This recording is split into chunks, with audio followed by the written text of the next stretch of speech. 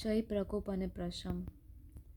તો આ પૂછાય છે ક્વેશ્ચન 5 માર્ક્સમાં કે એક્સપ્લેન ચય પ્રકોપ એન્ડ પ્રશમ. શ્લોક લખવા પડશે યા ફિર આવું એકલો શ્લોક બી મૂકી દે કે ચયો વૃદ્ધિ સ્વધામની એવ પ્રદ્વેષુ વૃત્તિ હેતુસુ ડેશ ડેશ ડેશ કરીને પછી આ એક્સપ્લેન કરવાનું. તો ચય એટલે શું? Mild increase. હવે એની ડેફિનેશન શું છે કે ચયો વૃદ્ધિ સ્વધામની એવ પ્રદ્વેષુ વૃત્તિ હેતુસુ એટલે increase of the dosha in their own place. સ્વધામની એટલે ખુદની જગ્યાએ દોષ વધશે. Is known as chaya. દોષ જે જગ્યાએ હશે એ જ જગ્યાએ વધવાનું ચાલુ થશે, એને કહેવાશે ચય. In that condition the person gets aversion towards the diet and રેજિમેન.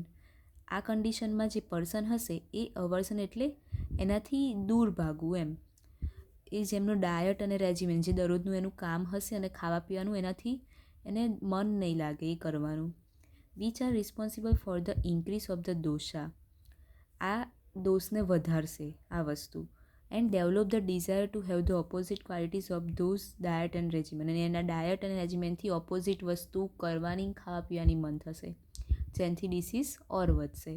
તો ચય થયો. ચયનો સિમ્પલ મિનિંગ શું કે ખુદની જગ્યાએ દોષ વધવા એટલે ચય. આનો શ્લોક કરવાનો છે. વિપરીત ગુણે ઈચ્છા એટલે એનાથી વિપરીત ગુણની ઈચ્છા થશે. પછી પ્રકોપ. તો પ્રકોપમાં શું કીધું? ગ્રેટ ઇન્ક્રીઝ એટલે હવે વધારે પડતું. કોપસ્તુ ઉન્માર્ગગામિતા. કોપસ્તુ ઉન્માર્ગગામિતા એટલે શું? તો કે dosha gets further increase and spread in other parts of the body.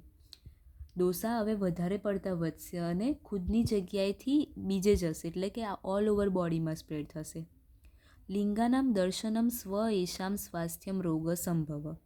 હવે શું કીધું કે બોડીમાં ફેલાઈ ગયા and by living from their original place is known as prakop. અને ખુદની જે ઓરિજિનલ પ્લેસ છે એ છોડી દેશે. દોષ વધી જશે અને આખી બોડીમાં ફેલાઈ જશે અને ખુદની જગ્યા છોડી દેશે, એ પ્રકોપ કહેવાશે. અને બીજી લીટી શું કીધી? લિંગાનામ દર્શનમ સ્વ એશામ સ્વાસ્થ્યમ રોગ સંભવ. આવી કન્ડિશનમાં ધ વિશિએટેડ દોષ મેનિફેસ્ટેડ ધેર એબનોર્મલ સિમ્ટમ. જે વિશિએટેડ દોષ થઈ ગયા, હવે વાત વધ્યો છે, કફ થયો છે કે પિત્ત, તો એને અકોર્ડિંગ ટુ એબનોર્મલ સિમ્ટમ ચાલુ થશે. જે વૃદ્ધિ ક્ષયને આપણે જોયા ને એવા સિમ્ટમ જોવા મળશે. And result in the occurrence of disease. અને એનું રિઝલ્ટ શું મળશે? ડિસીઝ થશે. એટલે ચય એટલે શું થયું? ખુદની જ જગ્યાએ વધે, એને ચય કહેવાય. પ્રકોપમાં શું? બહુ બધા દોષ વધશે, વિશિએટેડ થશે અને આખા બોડીમાં સ્પ્રેડ થઈ જશે. ખુદની જગ્યા છોડી દેશે, ખુદની જગ્યા છોડીને બીજે જશે, એ પ્રકોપ થયું. અને એના નોર્મલ સિમ્ટમ દેખાડશે. એનો શ્લોકનો મિનિંગ લખવાનું. પ્રશમ એટલે નોર્મલસી. સ્વસ્થાનસ્થસ્ય સમતા વિકાર સંભવ સમ. Equilibrium state of the dosha in their original place is known as prashama. હવે ખુદની જગ્યાએ એ શાંત થઈ જશે, નોર્મલ સ્થિતિમાં આવી જશે, એને કહેવાશે પ્રશમ. તો આ ચય પ્રકોપ ને પ્રશમ 5 માર્ક્સમાં પૂછાય છે. શ્લોક લખીને એના મિનિંગ સમજાવવાના, ડેફિનેશન ને એના સિમ્ટમ. પછી અહીં ખાલી એક એક્ઝામ્પલ આપ્યું છે કે just as the clouds are brought together at one place. જે વાદળો છે એક જગ્યાએ ભેગા થાય છે બાય ધ વેઇન એટલે પવનની મદદથી, એન્ડ મેડ ટુ રેન અને વરસાદ થાય છે. એવી જ રીતે એગ્રીવેટેડ ડોઝ પ્રોડ્યુસ ડિસીઝ. એવી જ રીતે જે ડોઝ છે એ ડિસીઝ પ્રોડ્યુસ કરે છે, either in the whole part અથવા તો એની મેઇન જગ્યાએ. In any one organ being brought there by influence of vata. એટલે એનું એક એક્ઝામ્પલ આપ્યું છે, વાદળોની એની સાથે સરખામણી કરી છે. લખવું હોય તો લખી દેવાનું થોડું. અને ખાલી અહીંયા કીધું છે કે વાત વિશિએટેડ થાય ને તેના લીધે 80 ટાઈપના ડિસઓર્ડર થઈ શકે.